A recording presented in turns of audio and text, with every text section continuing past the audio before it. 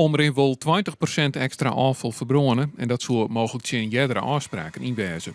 Daarna aanvraag wordt behandelen door de provincie. De provincie is überhaupt verplicht een aanvraag in behandeling te brengen.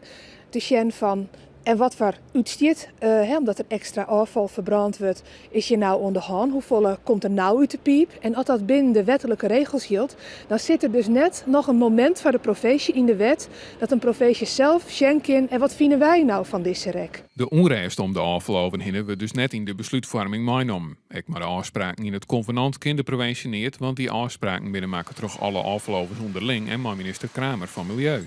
Maar alleen nog maar naar de wet zien en afspraken eromheen. Hoe belangrijk ik, wat het net in de wet zit, kun je er als provincie niet mooi.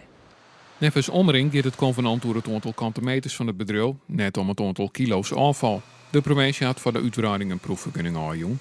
De komende weekend kan Elsenien nog bezwier maken.